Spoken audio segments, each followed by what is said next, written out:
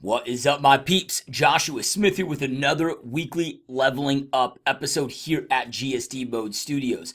And today I'm here to talk to you about why I can't afford Netflix, as well as the power of trade-offs and the deep understanding of trade-offs, what this means to you and how they can massively impact your life.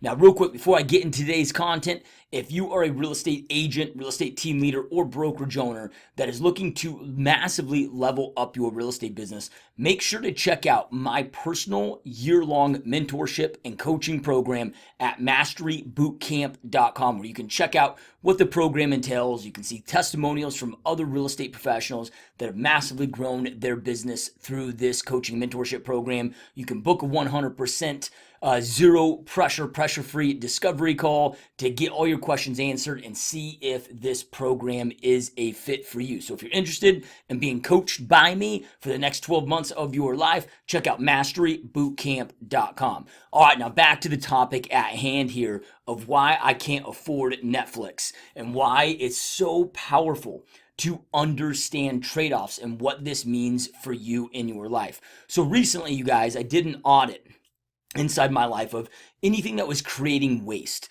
and as I'm doing this audit, I'm sitting there thinking, okay, hey, well, I'm going at this with the framework, I should say, or the mindset of, all right, here's where my goals are at. Here's where I'm at right now. What are all the activities on a daily, weekly, monthly basis that I'm allowing myself to get involved in that are having zero positive impact on my life, zero positive impact on getting me one step closer to the goals that I want to create?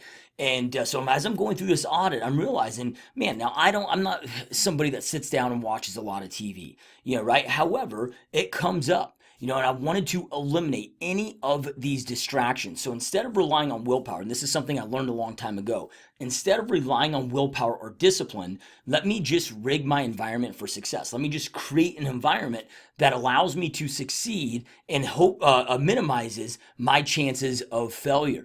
So I went through, as I'm going through this audit, I'm seeing a lot of things that, again, would steal my focus, steal my attention. So when I say I can't afford Netflix, or I can't afford Hulu, or I can't afford Showtime, or I can't afford, some of these other platforms, I'm not talking about it from the financial perspective.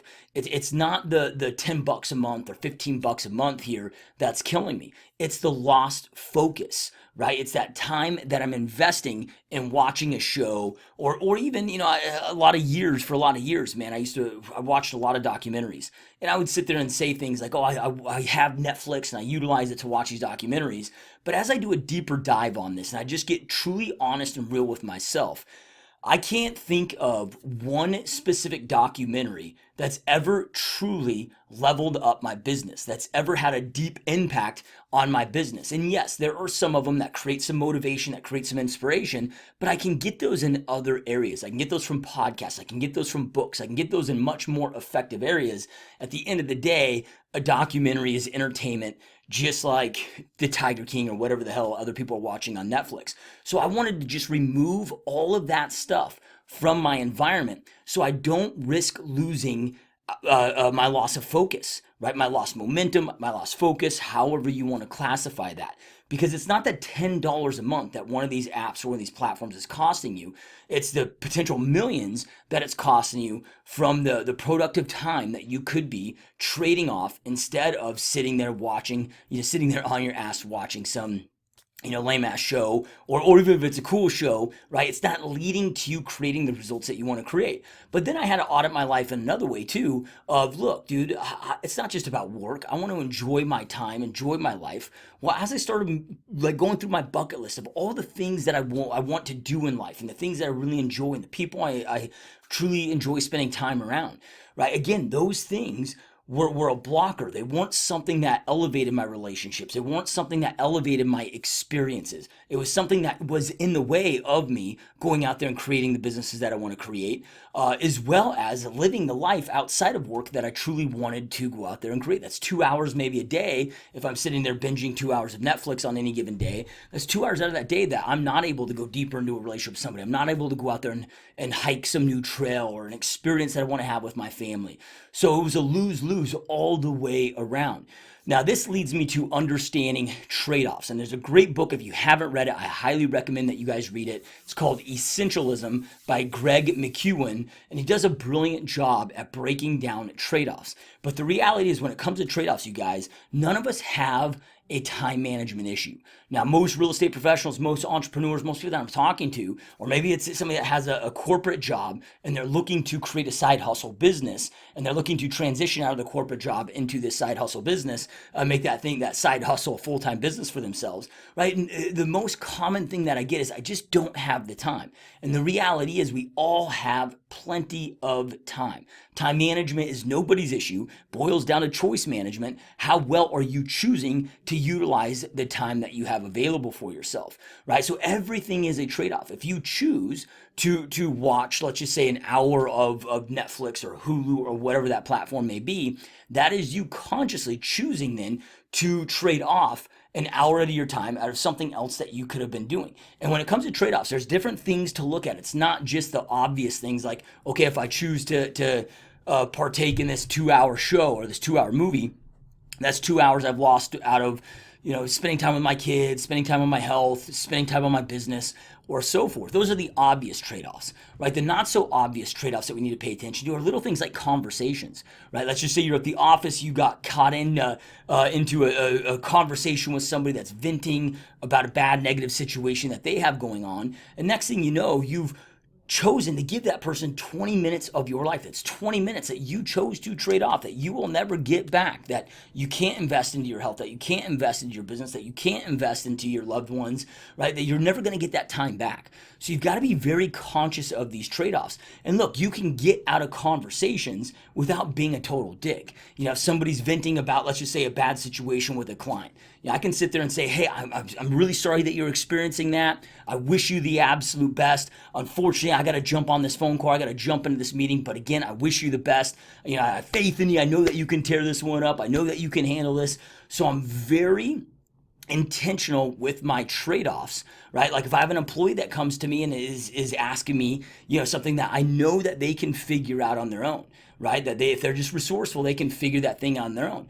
So it enables them and it creates more of an entitlement culture if I'm always solving their problems, because then they're going to get into a mindset and get used to throwing their monkeys on my back. I don't want anybody's monkeys on my back. I want them to take their own monkeys.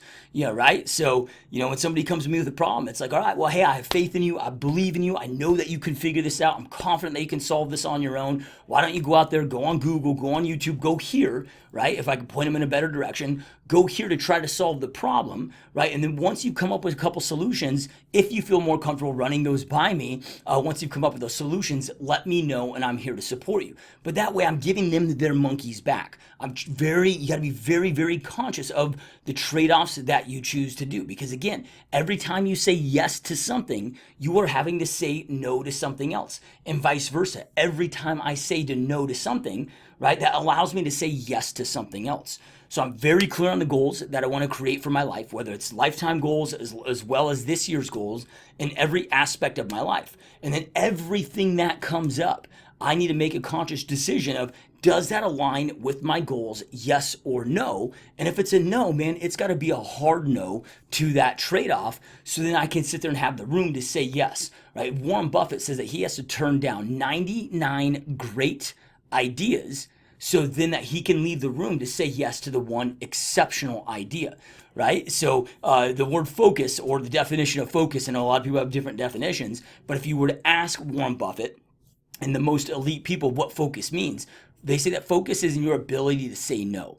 You need to be saying no a lot more than you are saying yes, because there's very few things that actually align with you accomplishing your goals and creating the life that you know you want and truly deserve, right? And then there's a lot of things that just become a freaking distraction that aren't getting you one step closer. So you got to assess this. Every little thing that comes up, asking yourself, right? Little things like as you're scrolling through Facebook or scrolling through social media, is this getting you one step closer to your outcomes or goals or not? Should you be the viewer of content, or should you be the creator creator of the content, right? And all those little like micro moments throughout each and every day, you got to make sure that you're making the right trade-offs. And if you do this, if you learn to trade off your time correctly, right? If you learn to, so in my house now, man, I don't have cable TV, I don't have Netflix, I don't have Hulu, I don't have Showtime, I don't have any of those apps, right?